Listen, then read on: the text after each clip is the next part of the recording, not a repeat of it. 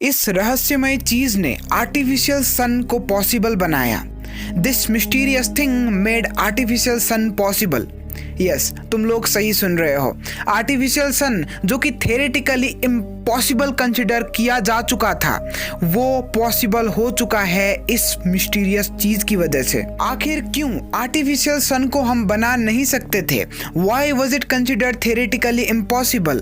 और कैसे इस चीज ने, इस रहस्यमय चीज ने इम्पॉसिबल चीज को पॉसिबल कर दिखाया? आर्टिफिशियल सन में लगने वाली फिजिक्स क्या है? फिजिक्स कैसे आर्टिफिशियल सन को डिफाइन करती है? कैसे आर्टिफिशियल सन एक्चुअली काम करता है? एवरीथिंग माय फ्रेंड्स, सब कुछ का आंसर मिलेगा इस पर्टिकुलर सीरीज में। एंड मैं सीरीज इसीलिए बोल रहा हूं क्योंकि इस पर्टिकुलर टॉपिक के ऊपर मैं 2 या फिर 2 से ज्यादा वीडियोस बनाने वाला हूं। So let's start this video without any time pass.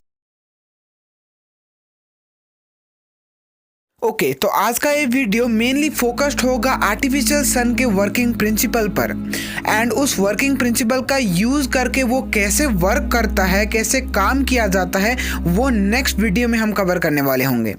तो वर्किंग प्रिंसिपल में सबसे पहला कॉन्सेप्ट आ जाता है न्यूक्लियर फ्यूजन रिएक्शन का।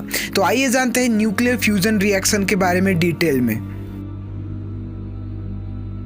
ओके, तो न्यूक्लियर फ्यूजन रिएक्शन एक ऐसा रिएक्शन होता है जिसमें 2 छोटे छोटे न्यूक्लियस एक दूसरे के साथ कंबाइन होकर बड़े न्यूक्लियस में कन्वर्ट हो जाते हैं।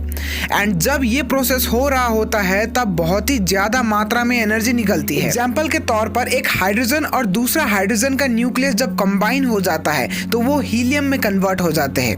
एंड जब हीलियम और हीलियम के न्यूक्लियस एक दूसरे के साथ कंबाइन हो जाते हैं तो वो कार्बन का न्यूक्लियस बनाते हैं। एंड सिमिलरली ऐसा प्रोसेस तब तक चलता है जब तक आयरन ना बन जाए, क्योंकि iron nuclear fusion reaction show नहीं करते हैं एंड आयरन के बाद वाले elements nuclear fusion reaction show नहीं करते हैं। अब आयरन क्यों न्यूक्लियर फ्यूजन रिएक्शन शो नहीं करता, इसके पीछे भी एक रीजन है एंड इस रीजन के बारे में हम इसी वीडियो में बाद में डिस्कस करने वाले होंगे।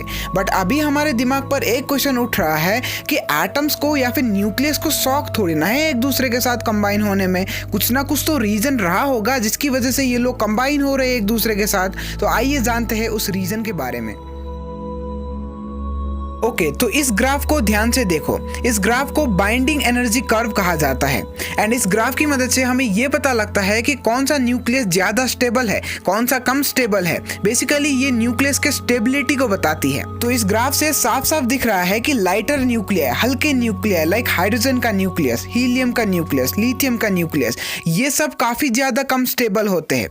एंड इस ग्राफ से ये भी दिख रहा है कि हैवियर न्यूक्लियस लाइक यूरेनियम का, प्लूटोनियम का, ये भी कम स्टेबल होते हैं। सबसे ज्यादा स्टेबल मिड रेंजर न्यूक्लियाई होते हैं जो कि ना ही ज्यादा हैवी होते हैं ना ही ज्यादा हल्के होते हैं। बाइंडिंग एनर्जी कर्व के अगर पीक में देखें तो पीक में आता है आयरन न्यूक्लियस। इसका मतलब यह है कि आयरन न्यूक्लियस पूरे के पूरे पीरियोडिक टेबल में सबसे ज्यादा स्टेबल न्यूक्लियस है। जैसे हमें कंफर्ट पसंद होता है वैसे ही एटम्स और मॉलिक्यूल्स को स्टेबिलिटी पसंद होती है।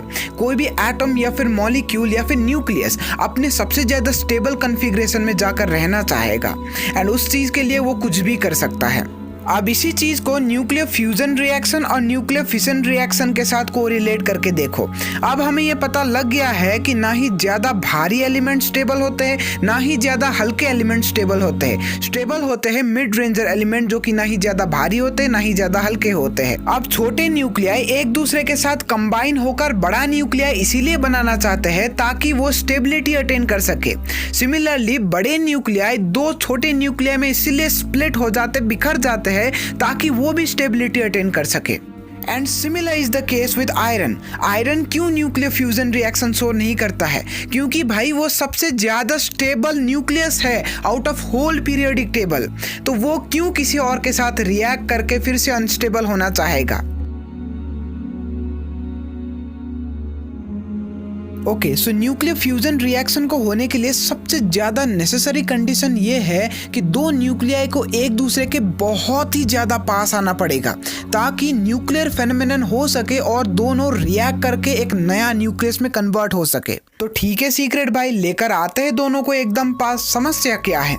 समस्या है समस्या बहुत बड़ी है और गंभीर है। समस्या यह है कि न्यूक्लियस इज पॉजिटिवली चार्ज्ड, तो इसीलिए दो न्यूक्लियाई अगर एक दूसरे के पास आते हैं तो they counter a strong repulsive force, and वो रिपल्सिव फोर्स बहुत ही ज्यादा स्ट्रॉन्ग होता है। एंड उस स्ट्रॉन्ग रिपल्सिव फोर्स को काउंटर करने के लिए हमें बहुत ही ज्यादा एनर्जी चाहिए होती है। अब दो न्यूक्लियाई को एक दूसरे के पास लेकर आने के लिए हमारे पास सिर्फ दो तरीके हैं। या तो उस जगह की जहां पर तुम एक्सपेरिमेंट कर रहे हो ग्रेविटी इतनी ज्यादा होनी चाहिए कि दो न्यूक्लियाई एक दूसरे के बहुत ही ज्यादा पास आ जाए, क्योंकि ग्रेविटेशनल फोर्स वहां पर बहुत ही स्ट्रांगली एक्ट करे एंड वो एक दूसरे के साथ फ्यूज कर सके। या तो हमें उस जगह की टेम्परेचर इतनी ज्यादा बनानी पड़ेगी कि पार्टिकल्स एक दूसरे के साथ थर्मल एनर्जी की वजह से कोलाइड कर सके और इतनी ज्यादा पास और इतनी ज्यादा हाई एनर्जी के साथ कोलिजन हो कि वहां पर न्यूक्लियर फ्यूजन रिएक्शन पॉसिबल हो सके। अब ग्रेविटी का केस तो तुम लोग मानो ही मत, क्योंकि अर्थ की ग्रेविटी इतनी ज्यादा इनसफिशिएंट है इस प्रोसेस को करने के लिए कि तुम सोच भी नहीं सकते।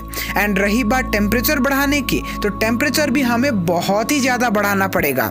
अप्रोक्सीमेटली मिलियन 100 मिलियन के बीच में ये रेंज करता है, तो इतनी ज्यादा टेम्परेचर बढ़ाना तो ह्यूमनली पॉसिबल नहीं है। सो इसीलिए artificial sun with the help of nuclear fusion reaction was considered almost impossible. But यहाँ पर पिक्चर में आया एक मिस्टीरियस मैटर, एक मिस्टीरियस मटेरियल जिसका नाम प्लाज्मा है। अब तुम लोग सोच रहे होंगे कि प्लाज्मा वर्ड तो कहीं ना कहीं सुना है, बट इसका मतलब क्या है सीक्रेट भाई? अब नेक्स्ट वीडियो का वेट करना, क्योंकि नेक्स्ट वीडियो में हम लोग ये डिस्कस करने वाले होंगे कि न्यूक्लियर रिएक्शन प्लस प्लाज्मा की मदद से कैसे आर्टिफिशियल सन बन पाया है। तो उस वीडियो को देखने के लिए यहाँ पर तुम लोग क्लिक कर सकते हो। पार्ट 2 जब आएगी मैं यहाँ पर डाल दूंगा। और अगर तुम लोगों को जानना है कि E=mc², न्यूक्लियर बॉम्ब और मेनली न्यूक्लियर फिशन रिएक्शन के बारे में, तो इस वाले वीडियो पर तुम क्लिक कर सकते हो। Thank you very much for watching this video.